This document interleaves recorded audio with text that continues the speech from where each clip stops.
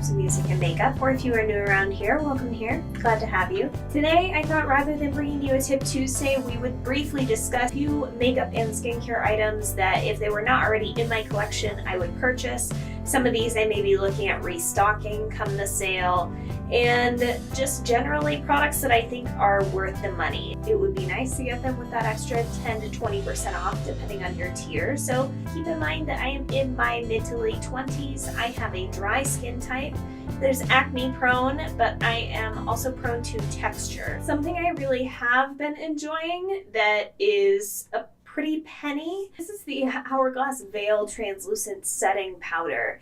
I did get the full size of this, I believe, last year in this sale. Maybe it was in November. I can't remember what time of year it was that I purchased this, but I truly love this powder for setting my under eyes. It is beautifully finely milled. It is not overly dry looking. It blurs things in a way that is not so dry, light as a feather, and I adore it. This is a tool actually, and mine is a different color than the one they currently have available, though it is still the same product. And this is the Sephora collection brand. They call it a crystal nail file. I truly believe it's glass. It's just etched. These are the only kinds of files I use anymore on my nails. I do go get my nails done now and go get dip powder done just because I can't keep color on my nails otherwise, and my nails are brittle and break without color. If anything, for upkeep, I use cuticle oil and just kind of file my edges if they start to catch on anything. These files are so non-destructive to the nail and how it grows. These are the only kinds of files that I use anymore, and they're easy to sanitize because they are glass. This is a love of mine that was lost for a little while and has come back to my routine. And this is the Tarte Maracuja oil that transformed the look of my skin many years ago as I was recovering from severe acne. This is something that I didn't repurchase when I ran out because it is a pricey item. It's almost $50 for this size. If this is the best deal you can get on it, I would recommend you pick it up in this Sephora sale. I think it's a lovely product. They do have a travel size. I wouldn't say that the price per ounce is necessarily worth it in that case. On top of like my hyaluronic or my water-based moisturizers, I will put just 2 to 3 drops of this between my chest and my hairline. And this really locks in that moisture. It's not overbearing. It doesn't contribute to acne. It helps to balance out my skin overnight and keep it hydrated. Continuing on the skincare route, this is the Peter Thomas Roth Water Drench Cream Cleanser.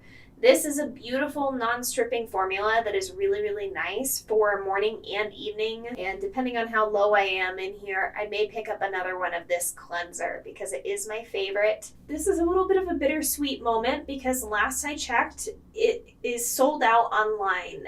That being said, I don't know that this is sold out at every store in person. A lot of times things don't have the same popularity in person and online. Also, they have a history of restocking things either during the sale or the day after the sale, so I wanted to mention this recommendation in that case. This is the Milk Makeup Matte Bronzing Stick. I particularly have the shade Baked. There is another deeper shade. They are both sold out online right now. It smells like a mix of crayons and Barbie dolls, but it does dissipate quickly, and I really, really love the longevity of this product.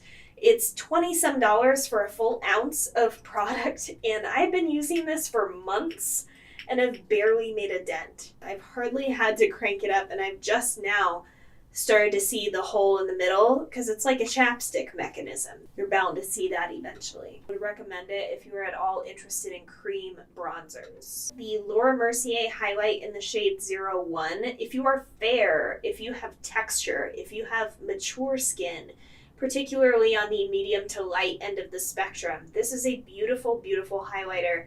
It is quite a pricey powder. I want to say it's like $40 or $45. It is truly a matte radiance, which I didn't understand until I saw it on skin in person. It's really hard to describe, but you can see that it has this glow without drawing any attention to texture. I don't know too many things like that besides the Essence Pure Nude highlighter, but that has significantly deeper pigment than this does. If you needed a waterproof liquid liner recommendation from me, the only waterproof one that I know of is non-drugstore Kat Von D Tattoo Liner and Trooper. The reason why I like this is because, like the Physicians Formula, it is a brush tip applicator, meaning that when it cakes up with glitter or shimmery shadow, you can wipe it off on a sturdy towel or paper towel and have that ink flowing again freely through the brush. With a felt tip, you don't have that flexibility because it's a sponge. If it's there, it's there. I find that those dry out quicker as a result. I wanted to talk about the Dr. Dennis Gross Alpha Beta Universal Daily Peels. These are available in a small 5-pack, which is a smaller commitment than, say, like 35 of them, which is almost $90 pre-tax. Ouch. I believe it's $17 for 5 treatments, and they're something that I kind of dole out slowly over time.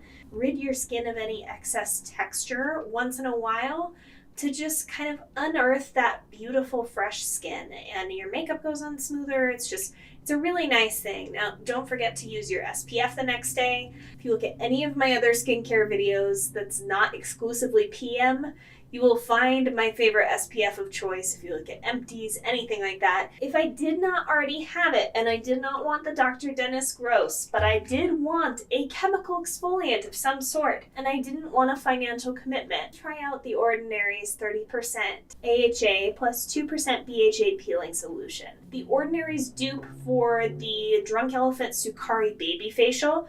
Texture and application wise, they are night and day. However, the end result is quite similar. It's quite potent. I have used it several times and it has only gone down just a little bit. It can be overly sensitizing if you don't know what you're doing. So investigate, look at a video, whether it be mine or someone else's. Know what you're doing with this product before you just add it in. A couple of products from Laneige. I've talked about their lip sleeping mask in previous PM skincare routine videos. I love this at night. This is the last thing that goes on my lips before I fall asleep. If you are someone who needs to shed an excess layer of skin, this will help you kind of do that and loosen it by morning. I think it's all those berry acids in here. But I recently picked up the Lip Glowy Balm. It's like a mixture of that formula and a luxurious skincare oil. It's so comfortable. I had this on the entire time I was doing my makeup and kind of blotted off the excess before applying my lip color. I've been wearing this to work recently. It doesn't create that kind of waxy line at the end of the day like a lot of things do on me, so I've really been enjoying this. I actually love it so much that I ended up buying a second one so I can have one at home and one in my purse. This Milk Hydro Grip Primer I've been talking about a lot recently because I just can't get enough. Slowly but surely making his way up because I've just been using this as often as I can remember to use primer because it truly does extend the wear of whatever I put on top of it, as well as helping out my dry skin to stay balanced throughout the day. At first I was scared because a lot of people were saying it breaks them out, but I can't say that it's consistently doing that to me. I have plenty of hormonal breakouts and things like that, but nothing attributed to this product specifically. If you can get it at an extra discount, do it. They have a travel size of this now too, so you don't have to commit to the full size if you're unsure. The Makeup Forever Aqua Lip, which I'm not sure if they're discontinuing because of all those like multi-use pencils that they came out with recently. I would recommend getting one of my 2 favorite shades. This here is the shade 2C, which is the more pinky of the 2 favorites I have. There's also 3C, which is a little bit more nude and neutral in tone. I love both. They are truly waterproof and will stay on the lips forever, so if I really want a lip color to last, I put that on my dry lips underneath a lip color, and it just, if nothing else, that lip liner wears on throughout the day. Anastasia Beverly Hills Lip Gloss. I swatched this right next to that liner because they are quite similar in tone. This is the shade Caramel. I love the Anastasia glosses. The glittery ones are less comfortable than the creamy ones, but I find that they're so fully pigmented and don't really budge, and it smells like vanilla cupcakes. One of the concealers I would recommend, again, if you are a dry skin type, on days when I am wearing just a mineral foundation and a little bit of light concealing, The concealer I'm wearing is this, and this is the Tarte Maracuja Creaseless Concealer. Fair Light Neutral. That is my completely untanned skin tone. I've been setting it with the Hourglass Veil Powder. I just need to set it with more powder than I would my average concealer, but they do work together. I remember saying a while back that they didn't, so I just wanted to touch on that one more time. Laneige Eye Sleeping Mask. If you have dry patches and you need an eye cream for nighttime, look no further. You will have no more dry eye patches after this.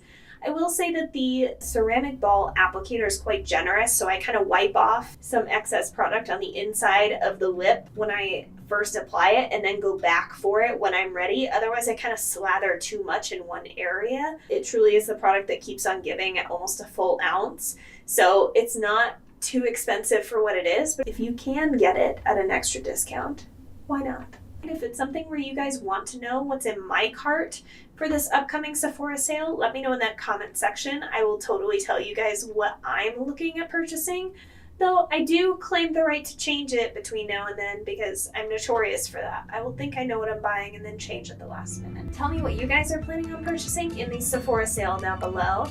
I hope this video finds you well, and I will see you in my next one. Bye.